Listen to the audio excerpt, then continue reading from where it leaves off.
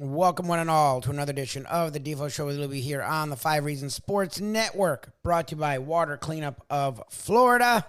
It's funny, I do this each and every time I join you all, and I'm proud to be working with Water Cleanup of Florida for many reasons, even before they did work on our own home, but very much so after. The fact that, look, when you own a home, or even when you have an apartment and you have to deal with landlords and stuff, whenever you do have to deal with a service company, it can be a pain in the butt. It's not only the issue at hand. Obviously, we don't like having to deal with problems with our living space, our offices.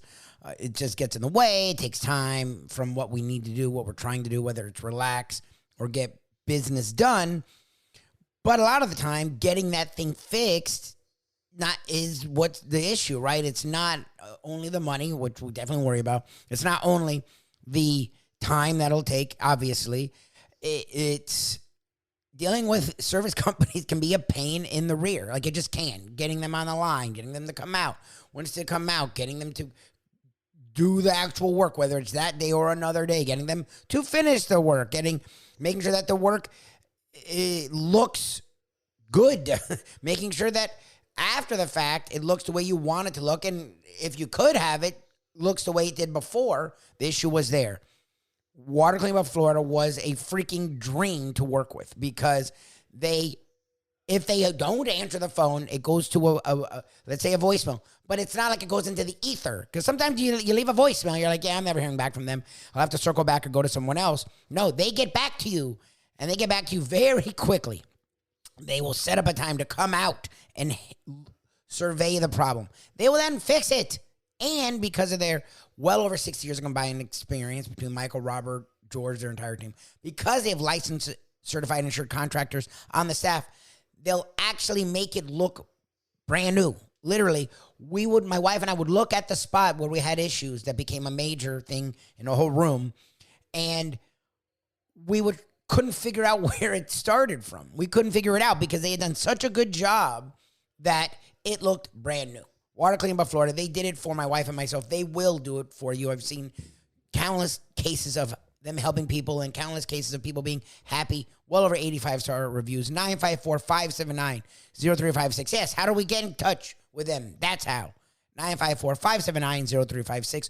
Also, you can get them online. WCUFL.com is their website.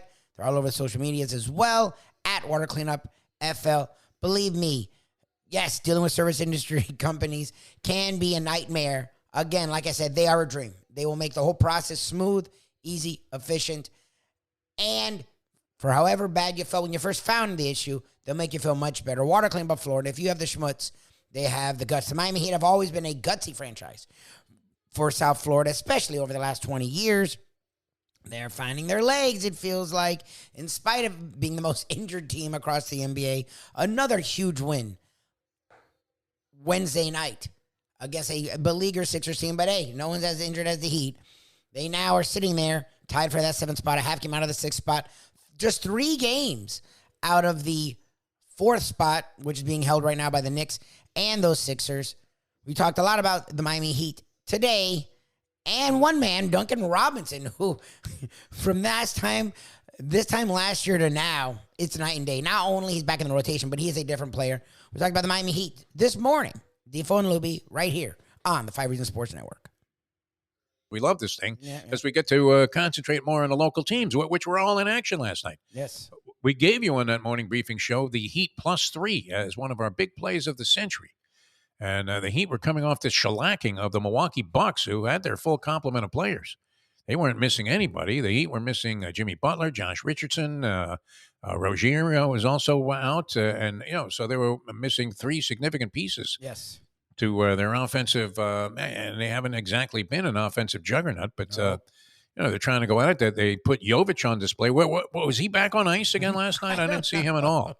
He had 4 points. What's the story with this guy, Nikola Jovic? Minutes. Yeah, I don't know. The day before he had 24 with Giannis there. Yeah. And yesterday he had 4 and 14. I don't know. Maybe matchups, but again, without an Embiid, you would think he would be able to do whatever the fuck he wanted. I don't know. Yeah. Yeah, I don't know. I didn't get to watch much of that game. Used to be in Riley we trust. I think in Spolstra we trust. That old thing that they used to put in the media guide about Don Shula from Bum Phillips. he could take Hizen and beat Ewan, and he could take Ewan and beat Hizen, whatever the hell that meant. Yeah. Essentially saying every team Spoelstra was coaching was going to have an advantage. Yep. And I think that's probably true, right? I mean, he's going against Nick Nurse, one of the better coaches, I think, in the NBA. Certainly distinguished himself when he won that championship with Kawhi Leonard and the Toronto Raptors. Yep. And, I thought, wow, that's a great hire. How he didn't replace Budenholzer in Milwaukee was a big surprise to me. And he ends up in Philadelphia with what looked to be a dynamic roster and yet depleted badly by injuries. And you were looking at the Heat on the second game of a back-to-back on the road with a lineup that was very suspect if you just looked at it on paper, missing those three guys. But after beating Milwaukee by like 30 points the night before, did they not look like taking three was a pretty generous offering against the Philadelphia team that's staggering around right now, trying to figure out what their identity is going to be without what you would have to say is probably a much more important centerpiece to them than even Jimmy Butler is to the Miami Heat. And that's Joel Embiid. He's out of the lineup, and they've been staggering around ever since, even though Maxey played last night. But the Heat on equal footing and starting to put it together a little bit.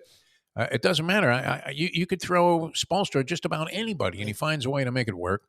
So that turned out well. That was very fortunate to be on that end of things. Well, and what's interesting is, and it's a guy that you actually talked about a lot last year because you were like, where the fuck did he go?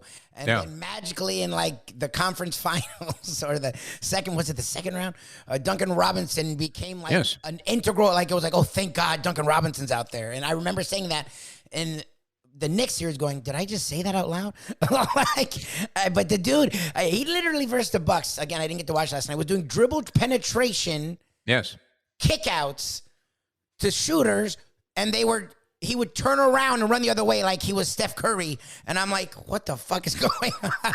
No, he's been great this year. I'm like, when did he was stealing the ball, running the court, throwing lobs to Bam. I'm like, where did this guy He actually go? became a better player. That's part of this whole Heat mentality and the Heat culture is that here's a guy that was put on ice last year. Yes. And was a DNP coach's decision so many times and had to be. I mean, look, no matter who you are, basketball, to me always was largely an ego game. Yep. I mean, not that all sports at that level don't involve a certain component of ego. I mean, if you're one of these people that doubts yourself, you're not necessarily going to have any success. And these guys are highly competitive, as we know. But Duncan Robinson had every reason to be sulking last year and think that, hey, you know what? The one thing I want is out of here because I could do well somewhere else. It's like I always thought when I was riding the bench there for like the JV team at Kennedy High School that if I lived in Floral Park, I would have been, tantamount to Dr. J. Right. But, so you're thinking, geez, I just want to get out of here and get a chance to go out and play. And sure enough, Duncan Robinson, it did not destroy and discombobulate his approach to the game. If anything, he just got better. Yes. Which is pretty incredible. Yeah. There was a stat they posted last night during the telecast that when he scores 20 or more points in a ball game, the Heat, I think, are undefeated in those games, like a 13-0 or something like that. And it happened again last night as they win over Philadelphia. You had the Panthers on national TV. They win easily and have now won 9 in a row in a row. The Canes, unfortunately, were beaten by Clemson, 75-60. But a lot of entertaining stuff on the local scene. 100%. You literally had the Heat win again versus one of the powers of the Eastern Conference. Tuesday night, they demolish the Bucks with Giannis, who played well, with Lillard, who did not play well. While they didn't have Jimmy Butler, they didn't have Rozier, who was starting to find his way with the Miami Heat, and didn't have Josh Richardson. 3 other supposed top 8 players were not in Milwaukee, and it was at Milwaukee, and they were up by as many as 30 points in the second half, won by 26. Then they played back-to-back versus Sixers. And yes, there's no Embiid, but they did add Buddy Hield. They do have a team that is a playoff team, and the Heat didn't have Butler again and Rozier again, and did not have Josh Richardson again, and the Miami Heat go on the road again versus the Philadelphia 76ers, their last game before the All-Star break, and it was a tough game, hard-fought game, and the Heat did end up winning by 5. They now find themselves, again, tied for the 7th seed with the Magic, who I think they've beaten twice so far, so that would probably give them the edge there. They're only a half a game behind the Pacers, who've had their struggles. They're 3 games behind the Knicks, who now, for the first time this year, they're feeling injured, And look what they're doing. They got demolished yesterday. And they are also tied with the Sixers, who the Heat just beat. What does this all mean? The Heat are doing what the Heat do. Again, the regular season doesn't... It doesn't matter in the sense of the fact that you have the stars a lot of the time sitting out games. Okay, that's one. Two, the Heat themselves, with especially Jimmy Butler, after last year, we've seen them sort of meander at times in the regular season. But if they can find a way to be healthy enough come playoff time, or even, look, they were injured in the playoffs and they still found their way to the finals with a really tough road last year in the playoffs. The regular season only matters so much. However, being that 8th seed, you don't want to be in the play-in just because it's more games. You don't want to be an 8th seed because then you have the ridiculous path 1 versus then 4 or 5 versus could be whoever's left, the 2 or the 3 or whatever. Like the path the Heat faced last year was not the dream. They got through it. They got through the Bucks and then the Knicks and then the Celtics, but it wasn't easy. So you'd rather be a top 4 seed, right? Well, the Heat have been as injured as anyone across the NBA this season. They have been without their superstar, and he is a superstar. He's a top player in this league, top 10 player in this league, when he's healthy, playing his best, Jimmy Butler, for a lot of this season. Even when he came back, it took him a while to get into his groove. He finally started to get in his groove, and now our hearts are with him with the loss he's dealing with, a personal loss. So that's why he stepped away from the team. He's out. Rozier, you're bringing Rozier. He was actually starting to play well in that game versus Celtics, got hurt. Josh Richardson has been up and down, but he's good defensively. He does help on offense. These are guys that are integral to this team's success. They have been without him at least the last 2 games. This was supposed to be, look, they had played 4 teams that they should have demolished, lost to all 4. This was supposed to be a tough stretch. Again, Clippers, Celtics, Bucks, Sixers. They should have beat the Clippers. They lost in a close game. They almost beat the Celtics in a controversial, tight, hard-fought game. They then go and demolish the Bucks, and they then go and beat the Sixers in a tight game. What does it mean? I don't know with this team. You never freaking know. But what I will say is Butler was starting to look good before he's dealing with this, and it's not an injury, right? Terry Rozier was finding his way. You've had Jovic sort of find his way. In the Bucks game, he was fantastic. This game, he wasn't as needed, didn't play as many minutes, but he was involved. You've had Herro look like a guy who's ready to be more involved offensively and not be a sieve on defense. You've had Bam Adebayo be a true blue all-star. The dude had a triple-double in that game versus Sixers and then led in scoring in the game. I'm sorry. He had triple-double in the game versus the Bucks, led in scoring in the game versus Sixers. And you've had, which again is the most astounding thing to me, Duncan Robinson was not even in the rotation most of last season. You had Max Strus get hurt at times in the playoffs. You had Herro be out for pretty much the entire playoffs. So you needed your shooter. You had Robinson come in, fill that role. And then magically in the playoffs, with every series, he became more involved. He became okay defensively, and he became well-rounded offensively, literally ball handling, going to the basket, passing to Bam, playing off of pick and rolls with Bam, receiving the ball, putting in layups. Well, that's actually continued into this season where you're seeing Duncan Robinson run offense. Literally, I'm watching the Bucks game, and you're seeing Duncan Robinson, of all people, dribble, drive, basket, kick to an open Tyler Herro. Dribble, drive, basket, throw up an alley in traffic to Bam Adebayo. Getting this from Duncan Robinson is fantastic. And like Defo said, when Duncan Robinson is out there and he's involved in the offense, it's not only, you got 20 points from Robinson, so geez, that would be hard to lose. But what it means from a scoring standpoint, I know we do it a lot here on 5 Reasons. Ethan and all the guys, 5 on the Floor, and all the different shows that they do, Brady Hawk and Greg Sylvander, they do a really good job at breaking down what the Heat are doing. They're a lot better at it than I am. I'm a sports talk dude. I give opinions more than I analyze specifically. But when Robinson's out there and he's playing the way he's playing, the spacing on the floor is so different. This is one of the worst offensive teams in the league. It hasn't been lately. They put up a ton of points in that Bucks game, and they put up a ton of points in that Sixers game. You're seeing Herro indoctrinated into that offense again. You're seeing Robinson involved in that offense. You're seeing Bam be a facilitator, which we know in the playoffs was a huge thing for him, and he played much better when he facilitated. You're seeing him be aggressive, which is what we've been yearning for.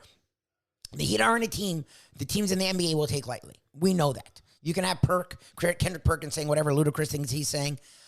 The Miami Heat have been as injured as anyone in the league, and they go into the the break, the All-Star break for them. I think there's more games before, but they're done. Again, yeah, there's a 7 next to their seat with their seeding, but they're within 3 games of the 4 seed. And they're within, I think, 5 of the 3 seed. And the 2 seed's the Cavs. And as well as the Cavs have played, the Heat are a team that the Cavs wouldn't want to see. So it feels like, as weird as this regular season has been, as injured as this regular season has been, the way that he went into the All-Star break was fantastic. It was. Yeah, it sucks to lose those 4 games to average to bad teams. It sucks to lose close games versus the Clippers and Celtics. But as injured as they were, the fact that you saw Jovic do what Jovic did. Hackett Jr. is now back, and he's playing a key part in the rotation. You saw Rozier before he got hurt, and it's not a major injury, so he should be back soon. Start to play better and be in the flow of the team, both on offense and defense. You've seen Bam be aggressive. You've seen Duncan Robinson be a key part of this team. Haywood Highsmith is now back with his issues, and he had 16 points against the Sixers. He's been a big part of this team. You're seeing the team, after all the losses in the offseason with Vincent and Strus, find their new look. Caleb Martin hasn't been fantastic, but he's now playing more minutes, and we know with what's cool about Caleb Martin is you never know what you're going to get from him, but he's a guy that will be out there, he will play defense, and he can explode on offense. The team right now is in a very interesting position because they're showing signs of what they can be. And there's still, 27, 28 games left? There's still a lot of time to get in there. You're seeing the Knicks now deal with injury issues for the first time this season, and they're struggling. You're seeing the Pacers have their struggles. You're seeing the Sixers now without Embiid. You've seen the Bucks now with Doc Rivers are 3-6, and they're a disaster with Doc Rivers. And the Cavs are a nice young team. They're in the 2 seed, but they're not scary. Celtics have played really good basketball, but we know how the Heat play against the Celtics. And again, they're counting on Porzingis a lot. And again, like I've said before this season, I'm always waiting for Porzingis to get hurt. He's missed at least 20% of his games every single season of his career. Since I guess he had that rookie year where they were calling him the unicorn. So the Miami Heat are in a really good spot, really interesting spot, and I am very interested by the rest of their season. We will talk so much more about the Miami Heat as we get into it's not the second half, the last third, I guess, of the season after post All-Star break. Check us out each and every morning, 8 to 9 on South Florida Live, YouTube, and Facebook. Check us out on our national podcast on nofilter.net. The Morning Briefing. Just go to Google, honestly, the easiest way. Caffeine TV, The Morning Briefing. That's more national. We also do a national podcast where we get away from sports. I had a very interesting conversation with Rob Reiner about his new documentary coming out, God and Country. And by the time you listen to this, it may be out already. That's on the Believe Network, BLEAV.com. Search After Hours. And our South Florida skewed content right here. What should be your true home for South Florida sports. The Defo Show with Lubie on the 5 Reasons Sports Network. Hey, folks, Tony Segreto here. Let me ask you a question. What do you look for when you go out to eat? Good food, obviously. Friendly atmosphere, not too loud, but good energy, reasonable prices, and a place where you feel comfortable. All those ingredients, no pun meant there, are hard to find unless you're talking about the Texas Roadhouse. You see, they encompass all of those attributes. Really, really good food, amazing atmosphere, good for a family, good for a date, or just a night out for yourself, and prices that will make you extremely happy. Their ribs unmatched, steaks hand-cut every day. Everything, and I mean everything, is made on site, including their incredible bread. It's the one day, folks, that you can forget about low-carb diets. Trust me when I tell you, Texas Roadhouse, your restaurant, your destination when you say, where should we go and eat tonight? These days, we're all looking for comfort anywhere we can find it. Thank goodness for Landlubbers Raw Bar and Grill in Plantation, because they are making sure you are as comfortable as possible. First of all, they're not only open for delivery and pickup. All you have to do is go to landlubbersbarandgrill.com for both pickup and free delivery. You're going to have the best wings in the world. You're going to have a great burger. You're going to have their amazing soups. Again, Landlubbers, Raw Bar and Grill. It's nice and easy. Just go to landlubbersbarandgrill.com for both your pickup and free delivery. Thank goodness for Landlubbers for making you always feel right at home. From the newly renovated sports bar to the beautiful bayside views captured at the Tiki Bar, Jimmy Johnson's Big Chill has it all. Located at mile marker 104, the Big Chill also offers waterfront dining while experiencing breathtaking sunset views of the Florida Keys. It's simply the hottest spot in the Keys to cool off. That's Jimmy Johnson's Big Chill at mile marker 104 in Key Largo. For more information, call today at 305 453-9066.